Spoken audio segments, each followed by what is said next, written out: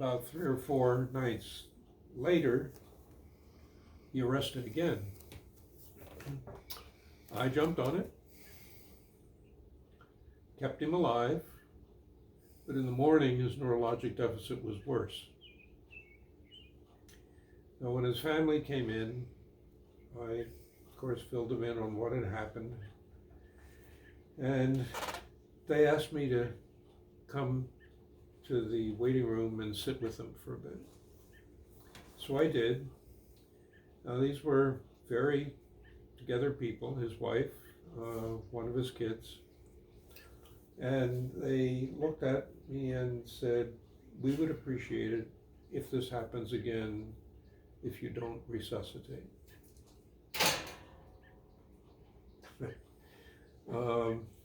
I said, "Really?" And they said, "Yes." And I understood that too, because each time it happened, his neurologic deficit was worse. Probably his cerebrovascular circulation wasn't that good anyway. Then you cut it when he has a heart attack and the heart stops, then obviously oxygenation of the brain is a problem. So I told them that I would follow their wishes. And several nights later, he arrested again. And I didn't code him, let him die at that point. Very emotional for me and for the family. But they were grateful that I had tried so hard and that I was there all the time. And as a matter of fact, I think they're the ones that gave me that little doctor bag. That was his little doctor bag? No, they had one. They bought one for me and had my name embossed on it. Wasn't that nice? That was very nice. So that was helpful. I was also there when George, who was conductor of the Cleveland Orchestra then? George Szell. George Szell, yeah. George Szell, a very famous man. You know Sure, that I name? know who he is. Yeah. He ran the Cleveland Orchestra for a Yeah. long time. Very fine conductor. Very fine conductor, but a nasty human being. Really? Yeah. Didn't know that. Yeah. So he came in, he was terminally ill and came in as a patient when I was covering that service. And I was told never to bother going in to see him, that the nurses knew to call his physician if there were any problems, but he didn't want anyone else involved.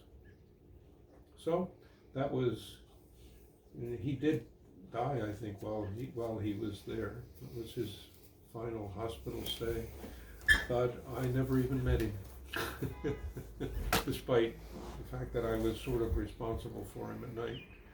But my only responsibility, if the nurses said there was a problem, was to call his doctor. And the doctor said, "Call me anytime," which of course I did.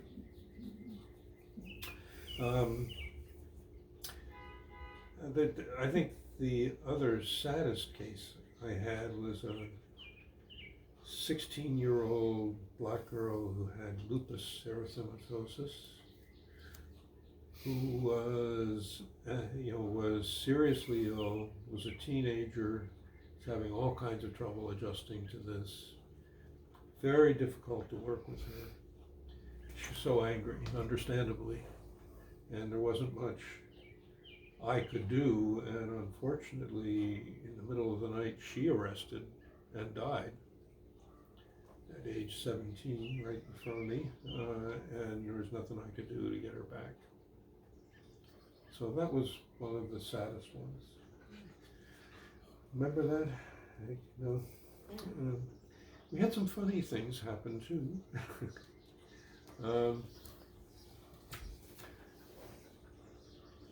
Many of the patients we got were drinkers, alcoholics, and we didn't always know that. Of course, they come into the hospital, then they can't get alcohol, And before you know it, they're into withdrawal and delirium tremens.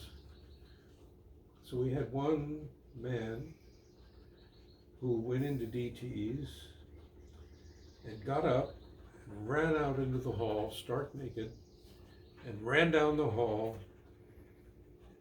past two nuns, one of whom fainted dead away in the middle of the ward.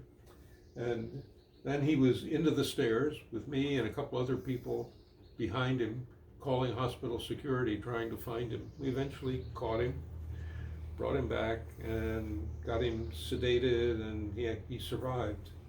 About 10% of people don't survive that, but he survived. But it was pretty funny with these women fainting dead away at this bright red-haired man, stark naked, running down the hall. Look for humor where you can find it. Anyway, there were a lot of things going on, and of course, I got drafted, because all physicians were being drafted. At the beginning of the Vietnam War, they began drafting physicians out of training programs, which drove the hospitals crazy, because their whole routine is based on house staff being there round the clock. And when suddenly you draw somebody out, then it's a real mess. So the Defense Department agreed, after a lot of complaints about this, to sort of draw their physician person power at the time of academic turnover. So, and to plan it ahead so people would know. So everybody got drafted. You could then request a deferral for 1 year to get additional training, or for full training in a specialty. Not many of those were granted. Of course, what the armed forces needed most was surgeons, since we were in the middle of an active war.